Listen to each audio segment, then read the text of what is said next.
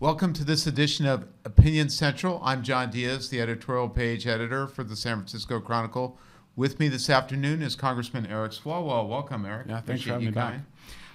Let me start by, Congressman Swalwell had just met with our editorial board. We went over a number of subjects. I thought one of the interesting things that you talked about was when you were asked the question of what do you see as the message for the Democrats in the 2018 midterms, which you seem fairly optimistic about. Yeah, I believe we have to lead on that. You work hard, and that should mean something. And right now, the priorities of this administration and Republicans has been to de-invest in education. College is becoming more and more expensive. This tax break is only for the wealthy. There's no guarantee that profits would be shared with the workforce, and that healthcare is going up, and that we've taken away the healthcare security that people had. So people want to know that if they work hard, it's going to mean something, and that Democrats, I believe, have to offer plans to help them be more, make more, and ultimately be able to dream more. A lot of Californians are quaking at the so-called tax cut from the Republicans, namely because of the reduction in the state and local income taxes, as well as the mortgage interest, which are very near and dear to the hearts of Californians. If the Democrats were to change to take over the Congress, is there any chance that those would be repealed? Well, we would be able to repeal that part, the state and local tax deduction that was taken away. We'd be able to put those deductions back in place before Americans filed their taxes in 2019. So we would take the House in January 3rd, 2019. So there would be an opportunity, there would be an urgency to do that. And it's something that I know would have a great effect, not just in California, but New Jersey, New York, and Maryland. So that should be an early priority. I want to remind those of you who are watching on Facebook Live that if you do have a question or comment, please send them in. Brittany Schell, my colleague here, is monitoring the comments as they come in. So if you have a question, get it in there, and now is a good time to do so. Let me ask you, Congressman, you've really been, as a member of the House Intelligence Committee, in the center of the Russian investigation. What can you tell us about the chances that Congress is going to move to protect Robert Mueller from possibly being fired by President Trump? The best thing we can do for Bob Mueller's investigation, and also to show the Russians that we're serious, would be to protect Mueller legislatively. Right now, I think the president is taking the temperature of this Republican Congress to see what they would do if he fired Mueller, if they'd be okay with it, or if he would be touching a hot stove. I fear my House Judiciary Committee colleagues where this would go, that they are signaling to the president that there would be no penalty. And so if that's the case, we should not take any assurances from the president. As Paul Ryan has said, I've got assurances that he won't fire Mueller. We should put in law that you can only fire Mueller for good cause, and that a judge could put Mueller back in place if good cause was not found. We have legislation to do that. My colleague Steve Cohen introduced it. Nearly every Democrat is supporting that. Since that is unlikely to happen in the Republican-controlled House, let's say President Trump does fire Bob Mueller. Obviously, he couldn't do it directly, but through Rob Rosenstein. At that point, is it time to move toward impeachment? Yes.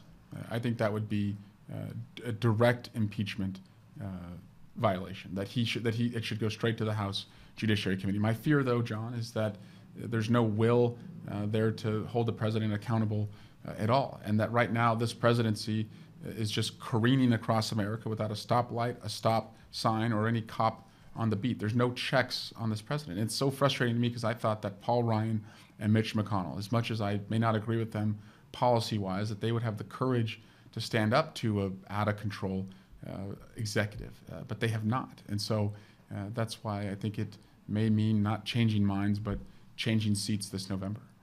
Are you frustrated with the division in the House Intelligence Committee that basically led any kind of congressional oversight to break down? Yeah, I'm frustrated that we can't even unite around the idea that we have a responsibility to protect the ballot box, that we should at least be able to look at how we were vulnerable, who was responsible, whether the government response was adequate, and then make recommendations to the country about what we'll do so this doesn't happen in 2018. That doesn't draw any conclusion about the legitimacy of Donald Trump. That's just a duty that we have, and we missed that opportunity to look forward, and instead I think the Republicans are looking backward and doing all they can to protect the president. I was really interested in your response to a question in the editorial board meeting where we talked about the possibility of impeachment if Robert Mueller were fired, but also the question of whether you think that this is a good issue for Democrats in the 2018 midterms. Yeah, I do not think we should run on or lead with impeachment. Now, of course, if Bob Mueller is fired, that's all the evidence you need. That, I think, clearly is obstruction of justice, and the president should be held accountable immediately. But if that does not happen, I think it's very dangerous to try and appeal to the country by telling them that electing us means immediate impeachment proceedings. I think the country would prefer that we have a thorough, responsible investigation, and if the president broke any laws, that he would be held accountable. But leading with that, without conducting the thorough investigations that I think we would need to do, which the Republicans won't let us do, I think is being just as irresponsible with the facts as Donald Trump is every day. And I think we wouldn't be rewarded with the House if we led with that. Let me turn to the subject of guns. You are a former prosecutor. Over the weekend, a lot of us were moved by the March for Our Lives that happened throughout the country, including in your district at Livermore High School, I understand, my alma mater. Yeah. What do you think first of all, do you think the efforts of those students is going to make a difference? I mean, I always thought from Columbine, I thought that was going to be Sandy Hook, Las Vegas, you name it. Do you think this is going to be a turning point?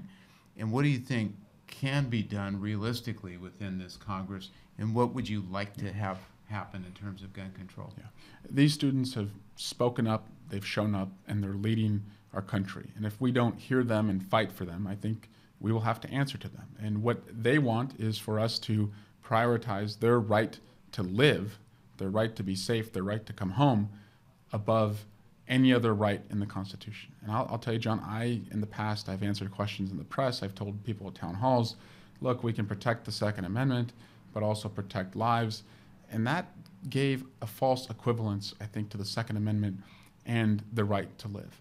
And these students have shown us that in their innocent voices and the way they look at this issue. And I think we should prioritize their right to live. To me, that means I think they are going to vote for people who will insist upon having background checks and also banning assault weapons. And I think they understand that you can't just ban an assault weapon and the future sale, that we have to get rid of these weapons of war. And so I think we should look at what would a buyback program nationally cost, or have a tax credit, because the cost of loss, and we're going to see more loss if we have assault weapons out there, that will be more than any cost to take these weapons off our streets.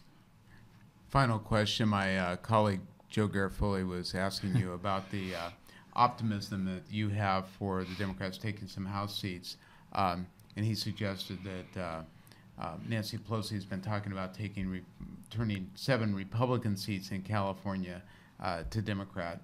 What do you think is a realistic number? What's your prediction? Yeah, so I took the over. I think we could beat 7, but if we have to make sure that these footsteps that we see at the town square and at the town hall make their way to the ballot box. This generation especially, this millennial generation and these students who've shown up, they want to be constantly engaged. We can't just tell them in an odd year you have to register to vote and then tell them a couple weeks before an election in an even year you have to go vote. They need to believe that their voices will matter and will make a difference. And if we can lead them to the ballot box, I think they can be the comparative edge in more than 7 congressional districts in California. Well, Congressman Swalwell, thank you so much for visiting with the Chronicle today with our editorial board. And for those of you watching on Facebook Live, thank you. I'm John Diaz, the editorial page editor, signing off for this edition of Opinion Central.